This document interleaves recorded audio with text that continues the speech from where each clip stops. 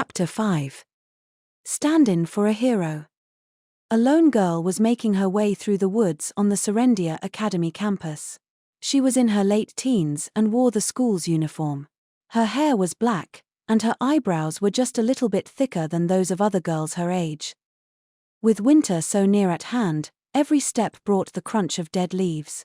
This girl's footfalls, however, were silent. They weren't the quiet steps of the noble young ladies attending the academy, however. These were the steps of a wild animal. Eventually, she stopped in front of a large oak tree, looked up, and spoke. "Ewan, I've finished preliminary recon inside the school." "Thank you, Heidi." The voice that met her from the tree above was high-pitched for a man's but low for a woman's. It was sweet but a little rough, like honey boiled down and scorched. Its owner, Ewan, could use any voice he wished, old, young, male, or female. And it wasn't just his pitch, he could accurately replicate subtle accents and verbal tics. But whenever he spoke around Heidi, this eccentric voice was the one he chose. This manner of speaking would make most people frown in distaste, but Heidi loved it and him. So to fulfill the expectations of the one she loved, she faithfully reported everything she'd seen. "I spotted someone who might cause some trouble, Louis Miller, the barrier mage and one of the 7 sages." "Oh my, that won't do. Why, he's the sage's #1 combat expert. How terrifying." While the barrier mage's presence at the festival might be a coincidence, it was best to assume Ewan's infiltration during the chess tournament had put him on guard. Either way, there was clearly more security here than at the competition. "Should we postpone our plans?" Heidi asked. "No, we simply have to move forward. My face is all ready, so let's get this little show started secretly, quickly, and without anyone noticing." After leaving the shamanic tool with Ray, Monica headed straight back to the green room, told them she'd fixed the chain, and handed the duplicate necklace to the costume team. Only minimal support staff remained, the actors were nowhere to be seen. They'd probably all moved backstage by now. "Silent witch." Monica heard a voice in her ears, despite being alone. Ryn was striking her eardrums directly. "The prince has arrived at his seat for the play along with a few guests, and Lord Louis has directed Gideon Rutherford to the faculty room. I believe there is little chance you will run into him for the time being. Felix would probably be sitting in a reserved seat in the front row. The safest move for Monica would be to sit behind him and keep an eye on what he was doing. Ryn and Nero would be waiting in the wings as well, so if anything happened, they could all act immediately." In an exceptionally hushed voice, Monica whispered, "Okay," and headed for the stage outside. The outdoor play was the biggest highlight of Serendia Academy's school festival. While there was still some time left before the opening act, most of the audience seating was already filled. Felix was stationed up front, as were Bridget and Elliot. The latter two seemed to have brought family, a man sat next to each of them, probably their respective fathers. As for Lord Cyril and Lord Maywood, "I wonder if they'll be skipping the play," she thought, looking around. Eventually, she spotted Cyril through the crowd. He was seated at the opposite end, by himself. Unlike Elliot and Bridget, however, he didn't appear to be with any family. She wondered whether to call out to him, but then someone tapped Monica on the shoulder. "Found you, Monica." "Lana." "Over here," said her friend, taking her hand and leading her to a seat. Apparently, she'd saved one for her. They were a bit left of the middle, and she could keep an eye on Felix, which made it a perfect spot for Monica. As she sat down to Lana's left, the muscular gentleman to Lana's right turned to her. "Oh," he said, his eyes widening. "You must be Lady Monica, yes? It's a pleasure to meet you. I'm Lana's father." Baron Colette fiddled with his mustache, smiling politely at Monica. He didn't look much like his daughter, but his hair was the same flaxen color. While his clothing was showy, with a patterned shirt and goldwork accessories, it didn't come across as vulgar or crude. He must have a talent for coordinating outfits. He was stylish, just like his daughter. Monica tensed up. She tried her best to give a polite self-introduction, lest she offend. Pleased to meet you, sir. Lana has been very kind to me, so, well. No, I should be thanking you for how well you've treated my daughter. The man rubbed his plump chin, then squinted at Monica. The expression was identical to Lana's whenever she was inspecting Monica's clothes or hair. I see. You're just as she described in her letters. Yes, that dress from when Lana was 12 would indeed suit you best for this type of ball. Oh, and I've had the altered garment brought to your room, Lana. Take a look at it when you have a chance. It seemed Lana had requested the alterations through her father. Baron Colette continued to twirl his mustache as his voice took on a more prideful tone. The cut of the sleeves would have looked rather childish on a girl her age, yes? I instructed the seamstress to remove them, making the top half simple and refreshing. To compensate, I had more frills added near the waist and increased the volume of the lower half. The lace we imported recently seemed a good fit, so I had it worked into the skirt. I see, said Lana excitedly. Dresses with more volume near the waist have been in fashion recently, haven't they? Hehehe. Not to toot my own horn, but I think we did a good job. You can look forward to it. I also had a ribbon crafted using the leftover fabric. I think it would look wonderful braided into her hair, don't you? Yes. That would be marvelous. Let's do that. Monica didn't understand most of the conversation between Lana and her father, but apparently Baron Colette had taken one of his daughter's old dresses and made some changes to it. The man's eyes were kind as he watched Lana. Monica could tell just from sitting next to them how much love he had for his daughter. Daddy. Monica's father had been similar to Lana's. He hadn't been social, and he knew nothing about trends, but he'd looked at her the same way Baron Colette looked at Lana. Feeling nostalgic and a little sad, she quietly watched over their discussion until a bell rang to announce the start of the play. The wooden stage was quite elaborate. Despite being designed for use outdoors, it had 2 curtains, one in front of the stage and one behind, both capable of closing and opening individually. The front curtain separated the stage from the audience, while the rear one was used for backgrounds. The red curtain at the front was smoothly pulled to either side, revealing the stage. The play's first scene took place at a fortress. On top of some scaffolding, made to look like the fortress's summit, a petite girl with wheat-colored hair was praying. "O great Luluchera, king of the water spirits, please deliver this message to my tribe." The one praying was Eliane Hyatt in the role of Queen Amelia, the same young lady from whom Monica had taken the Crimson Wrath. Naturally, she wasn't wearing it now. Instead, she wore the necklace Isabel had lent her. Everyone in the kingdom had heard at least once the story of how the hero Ralph had founded the nation.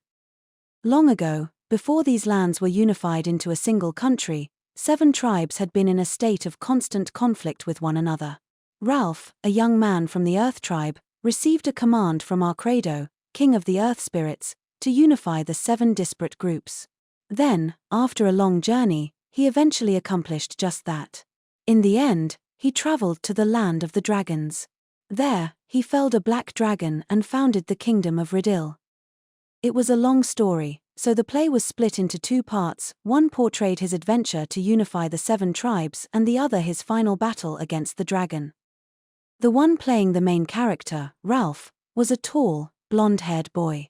People had begged Felix to play the part, but he had apparently declined, citing his busy schedule. The boy was rather good at maneuvering around the stage, but he wasn't stellar when it came to reciting his lines. His delivery was less than fluent, and he failed to properly project, falling somewhat short of the brave and valiant hero king the role called for. The same could be said of Eliane's performance as Amelia. The queen was a strong, proud, beautiful woman. Eliane, however, was ephemeral and weak, the type of pampered aristocratic girl one wanted to protect. She wasn't a bad actress, but she was a far cry from the kind of woman she was attempting to portray. The brilliantly condensed script, intricate stage fixtures, gorgeous costumes, and flashy fireworks used in the effects, all first-rate, only made the actor's lack of charm more vivid. Eventually, the curtains closed on the play's first half, and the audience gave their applause. Everyone clapped, but the response lacked emotion. They clapped because it was the same old tale everyone knew and because it was put on by the sons and daughters of important nobles. I knew it. The prince would have made a better Ralph. They should have gone with Lady Bridget for Queen Amelia. Oh, how I wish I could have seen the prince play Ralph. Those were the sorts of comments Monica heard from the seats around her. I guess the prince and Lady Bridget really do suit each other, she thought. With their gorgeous features, they'd look like a work of art just sitting next to each other. And with Felix's bold, outgoing personality and Bridget's air of gallantry, they fit the images of Ralph and Amelia perfectly. Had they been on stage, the applause would have sounded very different. Monica, said Lana, there's some time before the second half. Would you like to get a little snack? Huh. Oh, okay. Monica got up, craning her neck to look for Felix. She had lost sight of the prince in the crowd. She was wondering if it would be best to follow him when she heard Arwayen's voice. I will keep watch over the prince. Please nourish yourself, silent witch. With all the activity and running around that day, Monica had gotten unusually hungry. She decided to take Arwayen up on her offer and left to get a snack with Lana. Lady Eliane, that was a wonderful performance, the servant said to her as she went backstage. Oh, she replied absent-mindedly, thrusting the veil she'd been wearing at one of them. Oh, I hate this, I hate this. She'd had a good view of the audience from up on stage. Naturally, she'd been able to see the object of her infatuation, Felix Arc-Riddil. During her performance, her eyes had remained on him. She'd ignored stage directions during the scene where she professed her love for Ralph and practically turned to face Felix instead. The prince had been watching her from his seat, but his eyes made it clear he was only looking at an actress on stage. He'd looked at Ralph and all the minor characters in the same way, he hadn't been looking at her alone. But that doesn't make any sense, she thought. Isn't he meant to become my husband one day? She felt a pressure against her temples, one step away from a full-fledged headache. Red started to creep into the corners of her vision, setting her on edge. Unbeknownst to her, a bloody red had begun to seep into her blue-grey eyes. That red, the fragments of the curse, surfaced for only a moment before sinking back down out of sight. This won't do. Prince Felix must look only at me. He must love only me and more. Love me more. She had pestered the one in charge over and over to put Felix on stage with her, but her hopes had been dashed. His answer had been blunt, he was simply too busy with student council work. He must love me more. That's what my great-uncle said. He needs to love me even more. Much, much more. He must. A crimson fury roiled in her blue-grey eyes once again. The powerful anger seemed to crush her mind, easily knocking down the walls of reason within her. Propelled by her growing rage, Eliane went alone to the wing of the stage. They had a faux balcony set up there for the play. She could climb up onto it if she wanted, using a ladder that wasn't visible from the seats. Eliane put her hands on the ladder, then chanted a quick spell. It wasn't anything special, just a little wind spell to create a few tiny fissures in the planks. Afterward, she let go of the ladder, removed the tiara from her wheat-colored hair, and tossed it up onto the balcony. Then, when the boy playing Ralph passed by, she gave an exaggerated scream. Eek! Hearing her, he ran over immediately and asked what was the matter. With tears in her eyes, Eliane pointed up at the balcony. A bird. A bird dropped my tiara on the balcony. Oh! I'm sure it was just playing a little trick on you because it wanted your attention, Lady Eliane, said the boy with a jovial laugh before smoothly climbing up the ladder. He was probably trying to impress her. But just before he reached the top, one of the rungs split under his foot. Ah! The boy cried out, reaching into the air for some kind of support. Unfortunately, there was nobody around to grab his hand, and he ended up slamming into the floor upside down. Eliane brought her hands to her cheeks and let loose a piercing scream. Eek!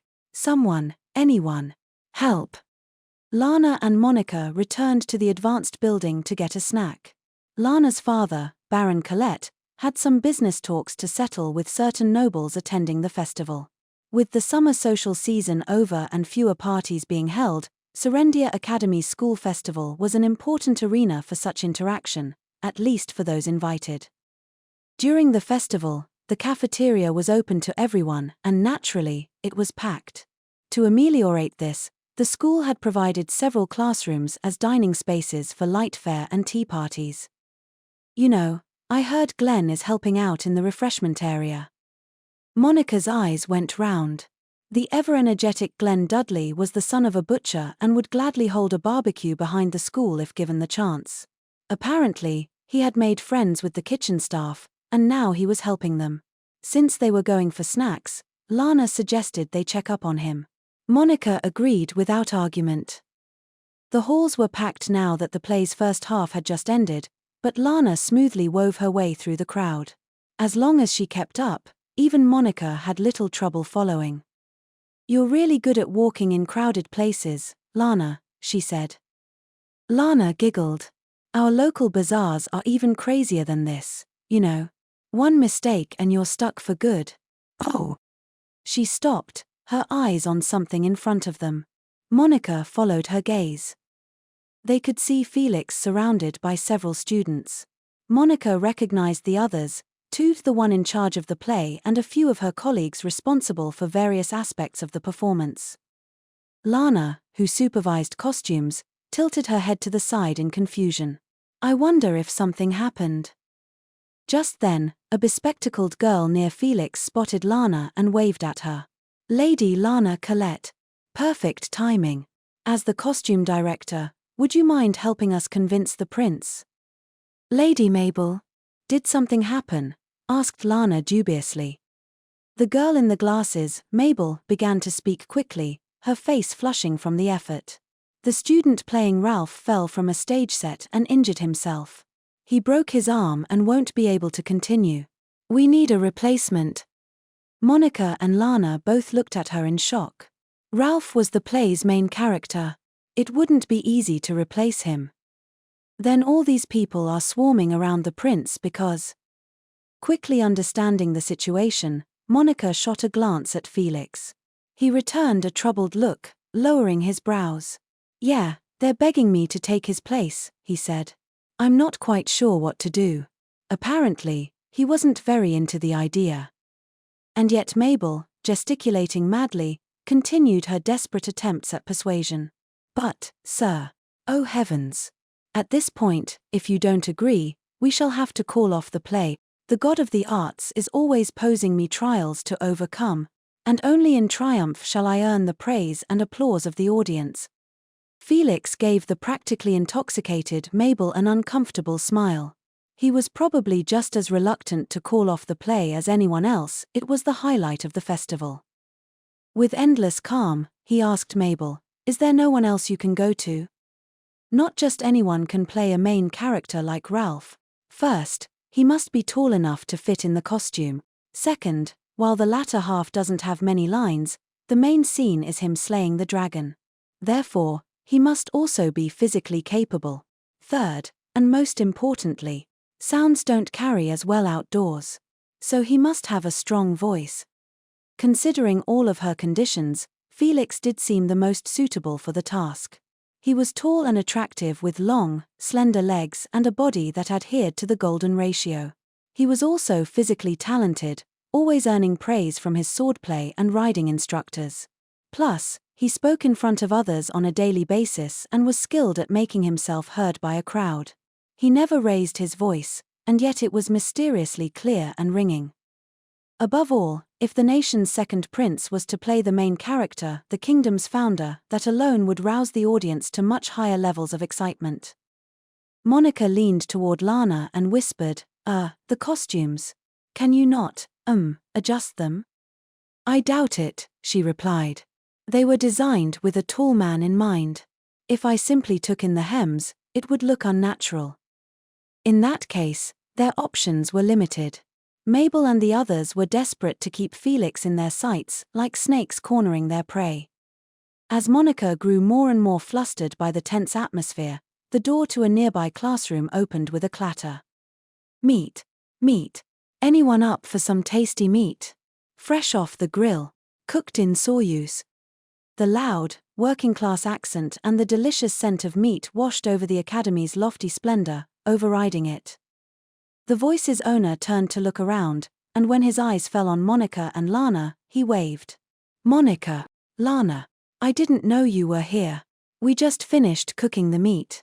Try some. My father collaborated with the school chef on a secret sauce. It's really incredible.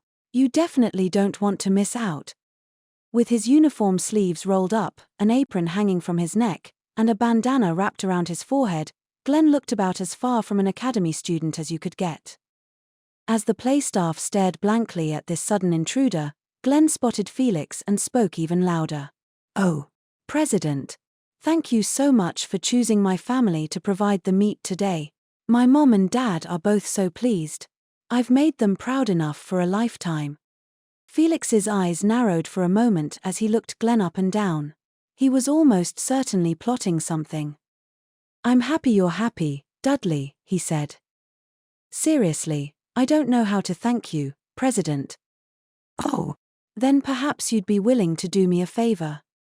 No problem, said Glenn, nodding without a second thought. Monica covertly put a hand to her head. She knew what was coming. Felix wore a radiant, elegant smile as he turned back to face Mabel and the others. The replacement must be tall, physically capable, and have a voice that carries, yes? Well, yes. Then he's perfect, isn't he? Said Felix, patting Glenn on the shoulder. He was right. Glenn was tall for his age and very fit. And, of course, he had a loud voice. Not grasping the situation, Glenn looked at the prince in confusion. What do you mean by replacement? Am I standing in for you? Wait, am I gonna be student council president for a day? You mean, like, put on your cape and pretend to be you? I'm not sure I can say all that smart stuff, though. No. It's a much simpler task than that. I'd like you to slay a dragon and protect the future Queen Amelia. Glenn's eyes began to sparkle like a dog offered a meaty bone. Monica could practically see a tail at his back, wagging to and fro. Slaying a dragon.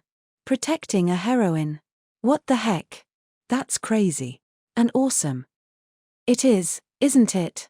Very awesome. After all, you'll be performing the role of this kingdom's hero.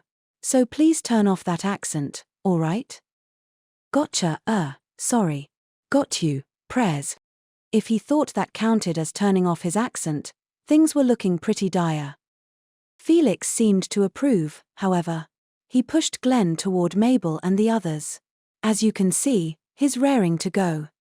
I've got no clue what's going on, but I'll kick butt out there. Wait.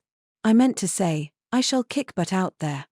Unease and concern were written all over the play staff's faces, as well as Lana's and Monica's. But Glenn seemed enthusiastic about the whole thing, saying things like, "What kind of dragon am I fighting?" Monica was concerned. Very concerned. And so began the play's chaotic second half.